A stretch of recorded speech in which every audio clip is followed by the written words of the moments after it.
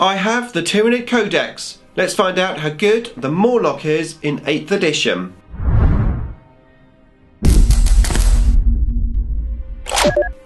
Nick speaking, and welcome to this video. Right, I have the Tyranid Codex at last, and we're going to have a delve into it, in particular at the Mawloc. Before that though, if you would like to keep up to date with the wonders of Warhammer 40k, then please give me a sub and hit the bell button so you don't miss an upload. Okay, so Tyranids are back on the channel, and I'm very excited to be making Tyranid content again.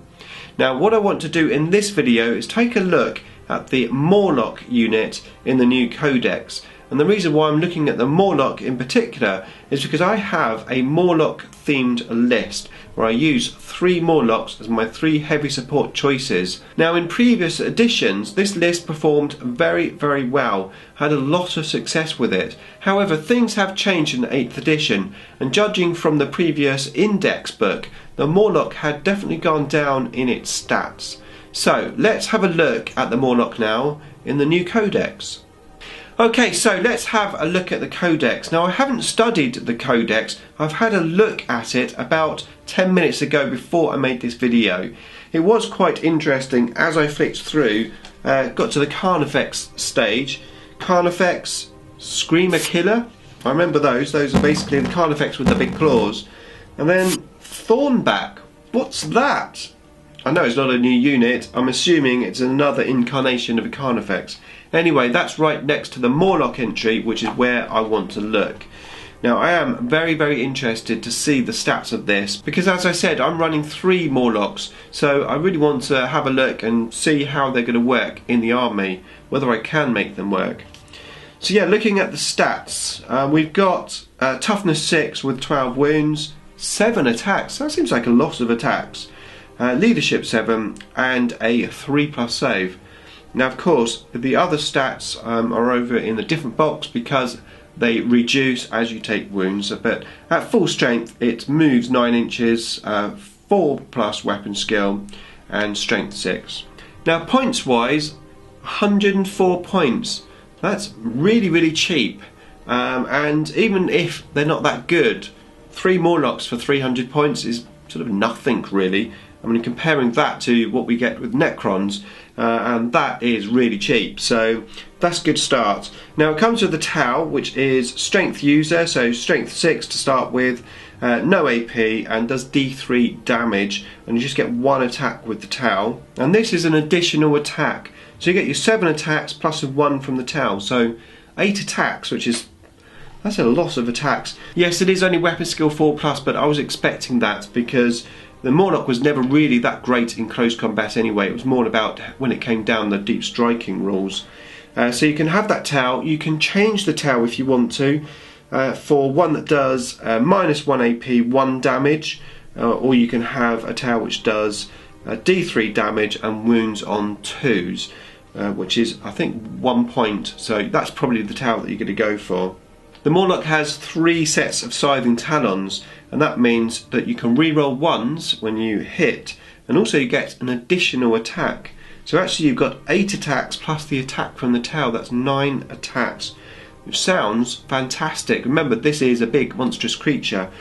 However, I got a bit excited because this was the order that I read the stats, and I got very excited until I read the new Jaw rules.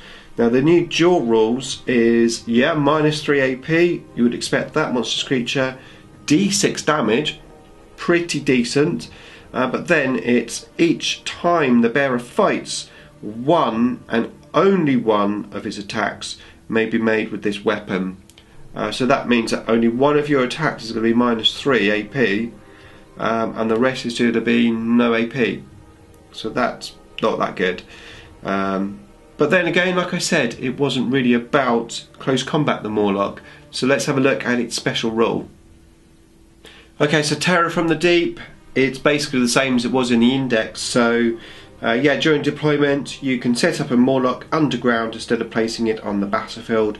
At the end of your movement phase, set up the Mawloc anywhere on the battlefield that is more than 1 inch away from your enemy models, but more than 6 inches away from another Mawloc. You then roll a d6 for each enemy unit within 2 inches.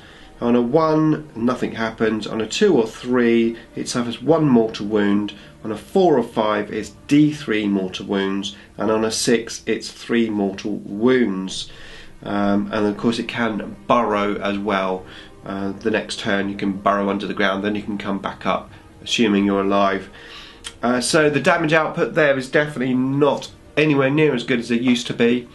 So basically maximum is going to be 3 mortal wounds.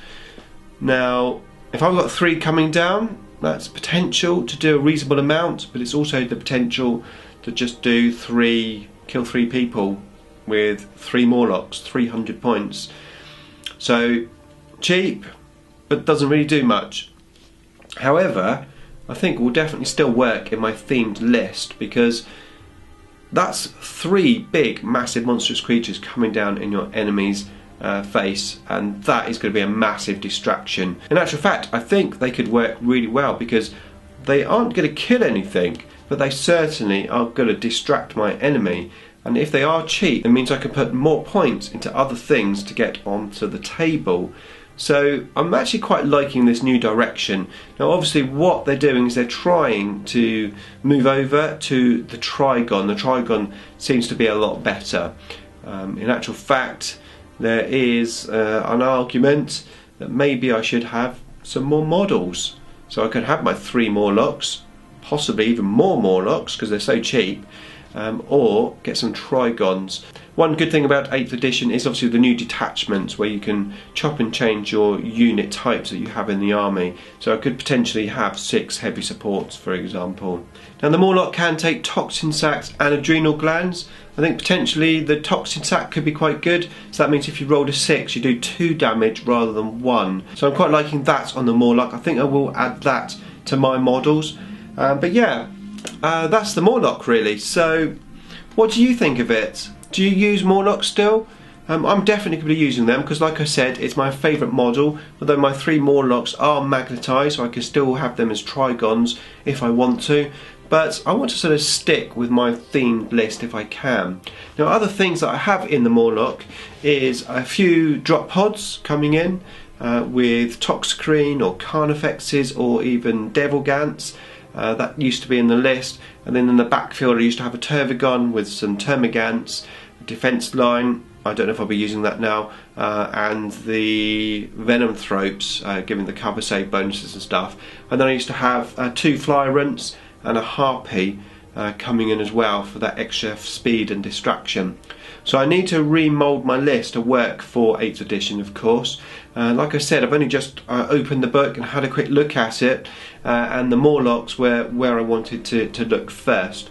So I'm very interested, like I said, to hear if you've been using Mawlocs and how you've been getting on with them, whether you think I should continue using them or maybe look at something else. Let me know in the comments box below. In the meantime, I'm going to link you up with a video here about the evolution of my Mawloc themed list. Beam me up!